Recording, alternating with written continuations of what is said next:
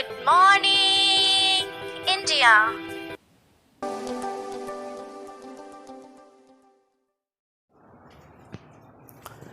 Hello everyone, electrostatic पढ़ रहे हैं हम और आज है उसकी 4th वीडियो। और आज की वीडियो में हम पढ़ने वाले हैं कूलम्ब्स लॉ। अभी तक हमने जो भी पढ़ाई किया है 20 मिनट सीरीज में, उनमें हमने चार्जेस को डिफाइन किया, प्रॉपर्टीज ऑफ चार्जेस को पढ़ा और मेथड्स ऑफ चार्जिंग को पढ़ा है।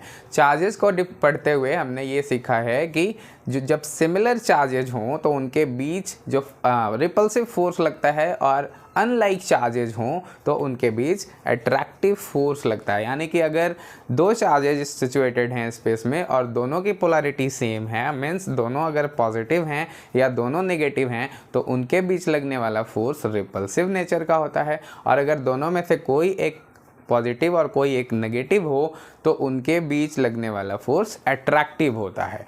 पर इसके बावजूद भी अपने पास एक बड़ा सा क्वेश्चन है कि अगर दो चार्जेस सिचुएटेड हैं स्पेस में तो उनके बीच लगने वाले इलेक्ट्रोस्टैटिक फोर्स का नेचर तो हम जान पाएंगे उनकी पोलैरिटी के अकॉर्डिंग, लेकिन मैग्नीट्यूड कितना होगा।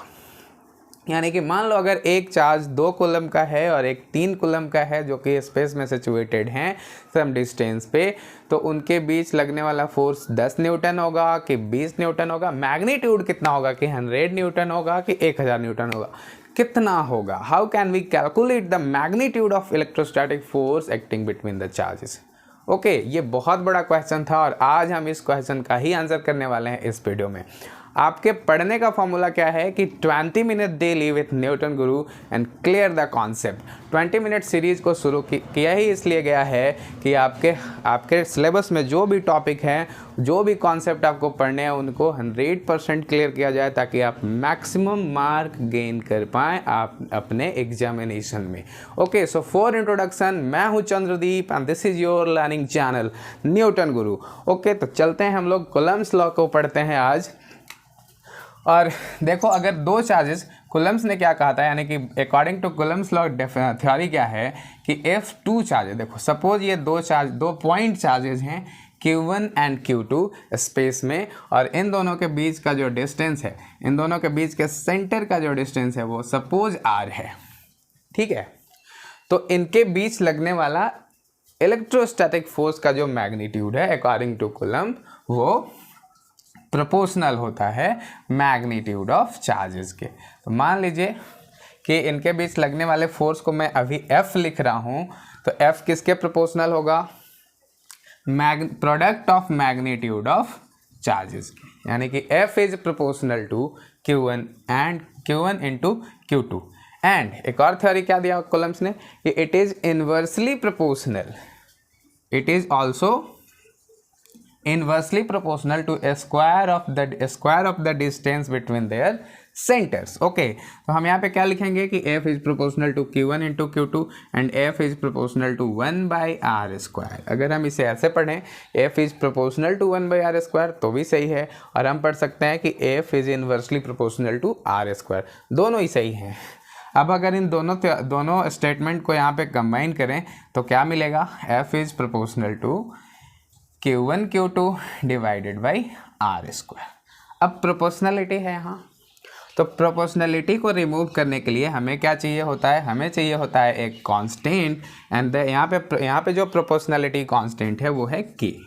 यानी कि एक कांस्टेंट आएगा जिसको हम K से डिनोट करते हैं, वेयर K इज, तो हमारे पास ये फॉर्मूला मिलेगा हमको, जहाँ पे K क्या है, where K is proportionality constant. Obvious सी बात है, ये क्या है, प्रोपोर्शनलिटी कांस्टेंट है, और इसका नाम होता है इलेक्ट्रोस्टैटिक फोर्स कांस्टेंट, ठीक है, और कूलम्ब्स कांस्टेंट भी कहते हैं। यहाँ पे मैं लिख रहा हूँ कूलम्ब्स कांस्टेंट, इसे क्या कहा जाता है, कूलम्ब्स कांस्टेंट। ओके, थोड़ा सा स्टेटमेंट पढ़ लेते हैं इसके बारे में, फिर हम इसे और आगे डेमोन्स्ट्रेट करेंगे। कूलम्ब्स लॉ क्या है, अगर आपके एग्जामिनेशन में ये लिखने को आए तो आप क्या लिखोगे, यहाँ पे डेफिनेशन लिखा हुआ है मैंने, यहाँ पे स्टेटमेंट लिखा हुआ है मैंने, और वो कुछ इस प्रकार से है कि it states that, okay, electrostatic force of attraction और repulsion acts between the point charges.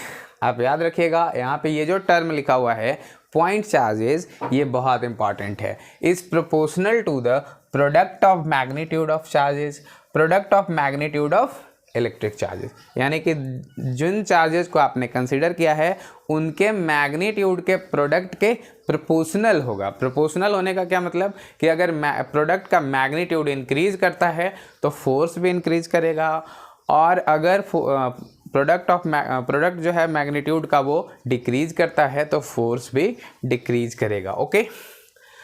Okay, and is inversely proportional to a square of distance of separation between their center, यानी कि इन दोनों पॉइंट चार्जेस के centre के बीच का जो separation है यानी कि डिस्टेंस है उसके स्क्वायर के इन्वर्सली प्रोपोर्शनल होता है। स्क्वायर के इन्वर्सली प्रोपोर्शनल होने का क्या मतलब कि अगर डिस्टेंस हम इंक्रीज करेंगे, दोनों चार्जेस के बीच का डिस्टेंस इंक्रीज करेंगे तो उनके बीच लगने वाला जो इलेक्ट्रोस्टैटिक फोर्स है वो उसके स्क्वायर से डिक्रीज करेगा, और अगर हम सेपरेशन को डिक्रीज करेंगे तो उनके बीच लगने वाला इलेक्ट्रोस्टैटिक फोर्स उस डिस्टेंस के स्क्वायर से इंक्रीज करेगा। This is the basic meaning of the Coulomb's law. Okay, अभी हमें डिफाइन करना है K को, और K की वैल्यू कितनी होगी। जब तक हम ये डिसाइड नहीं करेंगे इनके बीच लगने वाला फोर्स हमें पता नहीं चल पाएगा पूरा। ठीक है, तो मैं इस स्टेटमेंट को मिटाता हूँ, आप वीडियो पॉज करके आप इसे लिख सकते हैं,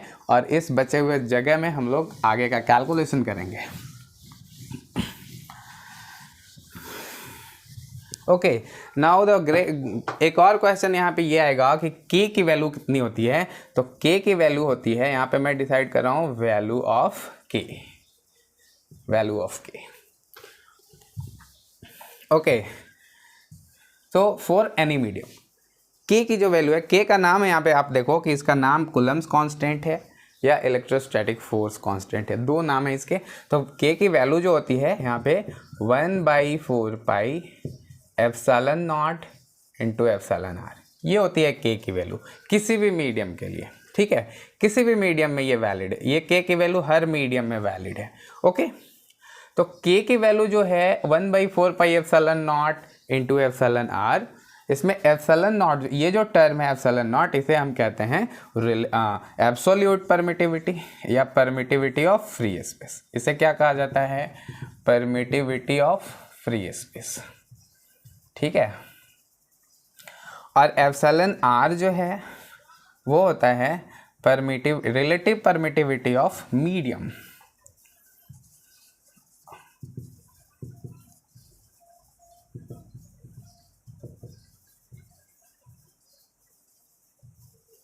ओके, K की वैल्यू, अगर हम इस K की वैल्यू को फर्स्ट इक्वेशन में यहाँ पे पुट करें तो क्या मिलेगा? हमें फॉर्मूला मिलेगा for any medium, K for any medium मतलब किसी भी मीडियम में, यानी कि चार्जेज अगर वैक्यूम में है तो वैक्यूम के लिए, और चार्जेज अगर किसी दूसरे मीडियम में है जैसे वाटर में है तो उसके लिए भी। सबके लिए क्या फॉर्मूला होगा कि K की वैल्यू यहाँ पे पुट करेंगे 1/4 pi epsilon nought epsilon r Q1 Q2 by are square. This is the formula, universal formula for the Coulomb's law. अब मैं आपसे पूछूं या एग्जाम में ऐसा कुछ आपसे क्वेश्चन पूछे कि जो कूलम्ब्स कांस्टेंट की वैल्यू है क्या वो कांस्टेंट रहती है? क्या कूलम्ब कांस्टेंट सच में कांस्टेंट होता है? तो आप ऐसे अगर उसका नाम सुन के आंसर कर लेंगे कि इसका तो नाम ही कांस्टेंट है तो इसकी वैल्यू हमेशा कांस्टेंट होगी, तो आपका आंसर गलत हो जाएगा, क्योंकि कूलम्ब्स कांस्टेंट की वैल्यू चेंज करती है मीडियम टू मीडियम। यानी कि समझ आ रहा है मैं क्या बोल रहा हूँ? कूलम्ब्स कांस्टेंट यानी कि K की वैल्यू वैक्यूम में अलग होगी, वाटर में अलग होगी, क्योंकि रिलेटिव परमिटिविटी चेंज होती है। ठीक है, यानी कि दिस फॉर्मूला जो कि मैंने यहाँ पे लिखा हुआ है ये यूनिवर्सल फॉर्मूला है, ये सभी मीडियम में वैलिड है। लेकिन आमतौर पे बुक्स में या आमतौर पे जो आसानी से पढ़ते हैं आपको आसानी से कहीं पे लिखा हुआ मिल जाता है, वो ये लिखा होता है फॉर वैक्यूम, और आप उसे याद भी कर लेते हो और गलती कर जाते हो। ये फॉर्मूला जो हमने यहाँ पे लिखा है 1/4 pi epsilon nought epsilon r वाला, ये किसी भी मीडियम में वैलिड है, यानी कि ये है यूनिवर्सल रिजल्ट ओके। और अभी जो हम यहाँ पे लिखने वाले हैं, देखो वैक्यूम के में रिलेटिव परमिटिविटी की वैल्यू 1 होती है, यानी कि वैक्यूम की रिलेटिव परमिटिविटी की वैल्यू यानी कि एप्सिलॉन आर की वैल्यू 1 होती है। तो फॉर वैक्यूम अगर हम कूलम्स लॉ के फॉर्मूला लिखें तो यहाँ पे होगा 1/4 pi epsilon nought Q1 Q2 by are square. Okay, this is the result for free space यानी कि वैक्यूम। और यहाँ पे जो समझ आ रहा है क्या बोल रहा हूँ मैं, यहाँ पे एप्सिलॉन आर की वैल्यू 1 हो गई है, ठीक है, एप्सिलॉन आर की वैल्यू 1 हो गई है। 20 मिनट सीरीज डिफाइन इसीलिए किया गया है, इसको शुरू इसीलिए किया गया है कि आप जो भी गलतियाँ कर लेते हैं पढ़ते हुए, जिसके कारण आपका 1-2 नंबर करके कम आते हुए आप टॉप नहीं कर पाते हैं।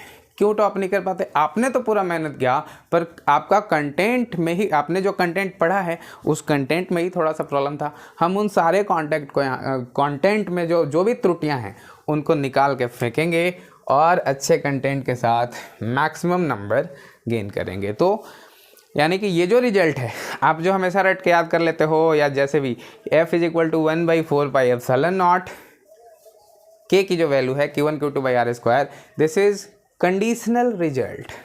This formula is valid only in case of free space. Okay, और यहाँ पे for vacuum K की जो वैल्यू होती है वो होती है 9 × 10⁻।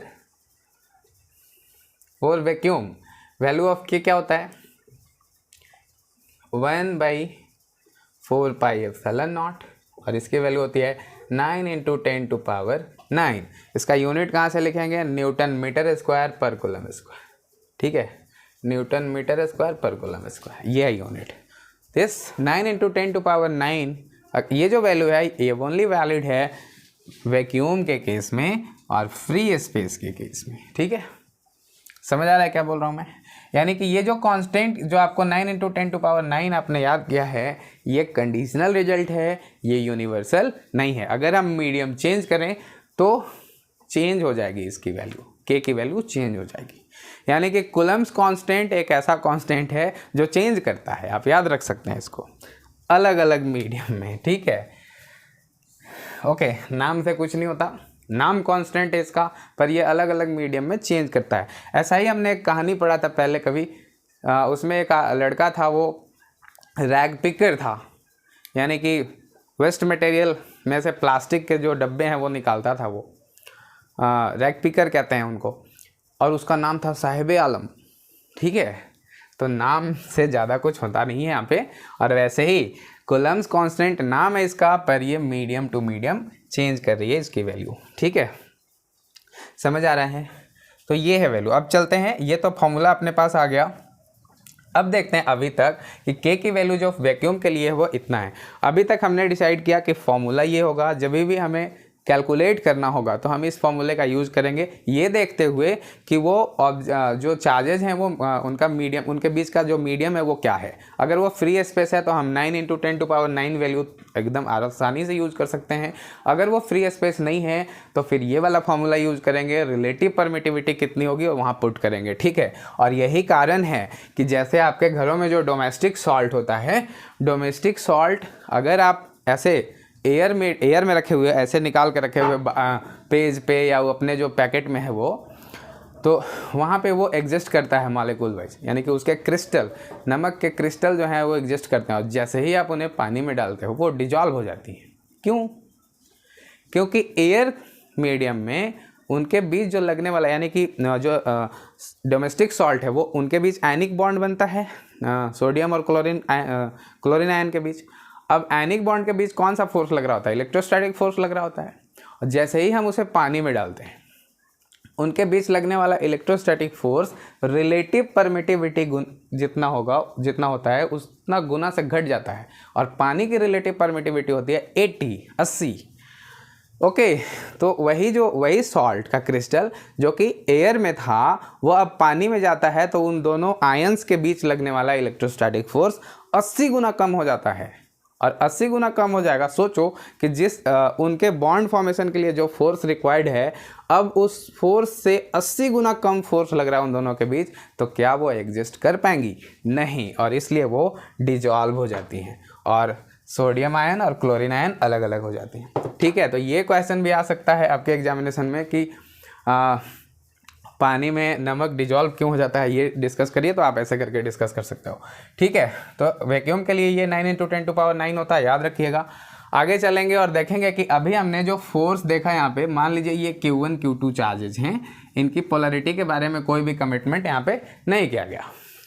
तो अगर आपसे क्वेश्चन ऐसे पूछा जाए कि इनके बीच लगने वाला फोर्स अट्रैक्टिव है कि वो रिपल्सिव है, कैसे डिसाइड करोगे? और अगर आप आंसर कर रहे हैं एग्जामिनेशन में, तो ये पूरा स्टेटमेंट देना होगा कि इनके बीच जो लगने वाला फोर्स है वो कौन से कंडीशन में अट्रैक्टिव होगा और कौन से कंडीशन में रिपल्सिव होगा। अगर आप ऐसा नहीं करते, आप सिर्फ ये लिख के छोड़ देते हैं कि हमने तो कूलम्ब्स लॉ प्रूफ कर दिया, तो इस वाले थ्योरी पे क्वेश्चन मार्क आ सकता है ये एग्जामिनर के द्वारा कि आपने तो बताया ही नहीं कि इनके बीच कौन सा फोर्स लग रहा है, अट्रैक्टिव है कि रिपल्सिव है। तो ये आपका जो आंसर है वो थोड़ा सा डिफेक्टिव हो जाएगा। सही तो है ये, पर थोड़ा सा और इसे अच्छा बनाया जा सकता था। और वही अच्छा, यही प्रॉब्लम होता है, यही थोड़ा सा इशू होता है कि अगर कोई स्टूडेंट आपके बोर्ड में, जो आपका बोर्ड स्टेट टॉपर बना वो, या आप जो टॉपर बना वो अगर 98 या 99% लाता है, आपका 97% आता है, 96 आता है, 95 आता है, तो इंटेलिजेंट तो आप भी हैं और इंटेलिजेंट वो भी है। आपको भी पूरी थ्योरी आती है, उसको भी पूरी थ्योरी आती है, लेकिन उसको थोड़े से ज़्यादा नंबर मिले और आपको थोड़े से कम। क्यों? क्योंकि ये चीज़ें छूट जाती हैं। ठीक है, तो चलिए हम लोग डिसाइड करेंगे कि कौन सा कंडीशन होगा तो फोर्स अट्रैक्टिव होगा और रिपल्सिव होगा, कैसे लिखें। ठीक है, तो पहला केस लेते हैं यहाँ पे कि F product of charges is greater than 0, यानी कि अगर इन दोनों का प्रोडक्ट हम करें और ये पॉजिटिव हो, ग्रेटर देन 0 हो। ओके, कब होगा ये? या तो दोनों चार्जेज पॉजिटिव हों। देखो पहला केस, अगर दोनों पॉजिटिव हों तो ही इनका प्रोडक्ट ग्रेटर देन 0 होगा, और अगर दोनों निगेटिव हों तो इनको अगर हम इनका प्रोडक्ट लेंगे तो ये ग्रेटर देन 0 होगा। ठीक, तो किस केस में? जब दोनों चार्जेस सिमिलर हैं। ओके, यहाँ पे हमने क्या देखा कि इनका प्रोडक्ट, इन दोनों चार्जेस का प्रोडक्ट पॉजिटिव तभी होगा जब दोनों चार्जेस सिमिलर हैं। तो ऐसे केस में कौन सा फोर्स लगेगा? कैसा फोर्स लगेगा? रिपल्सिव फोर्स लगेगा। और दूसरा केस क्या है कि F product of charges less than 0, अगर कंडीशन लगा देंगे यहाँ पे कि अगर product of charges greater than 0 हो तो उनके बीच का फोर्स रिपल्सिव होगा, और अगर product of charges less than 0 हो तो उनके बीच का जो फोर्स है वो अट्रैक्टिव होगा। क्यों ऐसा होगा? क्योंकि product of two quantity is less than 0 only when one quantity out of that two quantities is negative and the another one is positive. Okay, तो इनमें से एक कोई पॉजिटिव और दूसरा कोई नेगेटिव होगा तो उसका जो प्रोडक्ट है वो हमेशा लेस देन 0 होगा, नेगेटिव होगा। ठीक है, क्लियर है? तो पूरा हमें जो भी हमसे आंसर क्वेश्चन पूछा जाए, हम उसका पूरा आंसर करेंगे, अच्छे से आंसर करें, इस प्रकार से आंसर करेंगे कि उस पर कोई भी क्वेश्चन ना उठाया जा सके, तो हमें पूरा का पूरा नंबर मिलेगा। ठीक है, और 20 मिनट सीरीज शुरू ही इसीलिए किया गया है ताकि ये सारा इशू आपको फेस नहीं करना पड़े। ठीक है, अब चलते हैं आगे और थोड़ा सा प्रॉपर्टीज ऑफ कूलम्बियन फोर्सेस के बारे में पढ़ लेते हैं।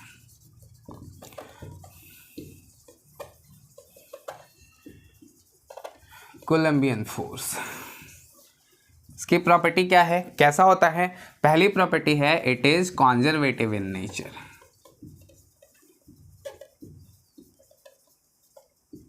ठीक है, कॉन्जर्वेटिव इन नेचर, यानी कि ये जो फोर्स है वो कॉन्जर्वेटिव नेचर का होता है। कॉन्जर्वेटिव कहने का क्या मतलब कि कंजर्वेटिव का मतलब है कि फोर्स वर्क डन बाय और against this force does not depend on path followed by object, it is independent of path. Okay, work done by this force और against this force is independent of path. This is the basic meaning of conservative. Okay, ये है it forms action reaction pair. ये क्या बनाता है? यानी कि Newton's third law को फॉलो करता है ये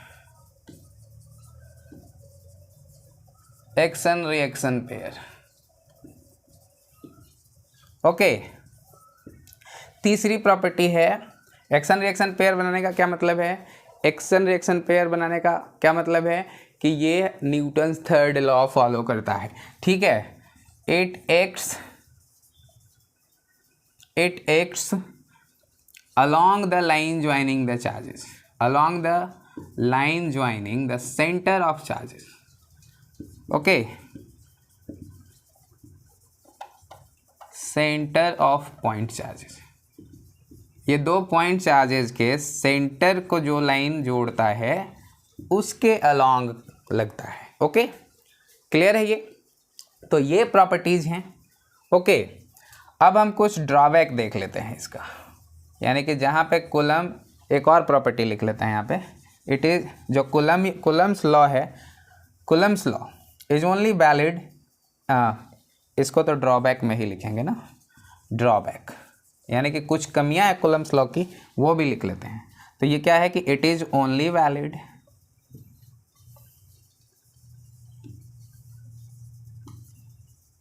in case of point charge,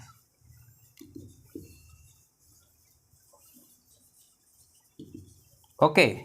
यानी कि जो कूलम्स लॉ है अपना, वो सिर्फ पॉइंट चार्ज के केस में ही वैलिड है। यानी कि जब एक्सटेंडेड चार्ज से हमें फोर्स निकालना होगा, इलेक्ट्रोस्टैटिक फोर्स, तो कूलम्स लॉ डायरेक्टली अप्लाई नहीं कर सकते, हमें कुछ चेंजेस करना। वो मैं आपको सिखाऊंगा अगले वीडियो में कि लाइन डिस्ट्रीब्यूशन से या डिस्ट्रीब्यूशन ऑफ चार्जेस से इलेक्ट्रोस्टैटिक फोर्स कैलकुलेट करना हो या इलेक्ट्रोस्टैटिक फील्ड कैलकुलेट करना हो तो कैसे कैलकुलेट करते हैं। तो दिस इज द, ये है कूलम्स लॉ, ये उसकी कूलम्बियन फोर्स की प्रॉपर्टी, एंड ये है ड्रॉबैक ऑफ, एक और ड्रॉबैक है कि चार्ज को एक्सेलरेटेड नहीं होना चाहिए, यानी कि चार्ज को एक्सेलरेटेड नहीं होना चाहिए, तभी हम अप्लाई कर सकते हैं कूलम्स लॉ को, ठीक है। Charges does not radiate energy, ये दूसरा है।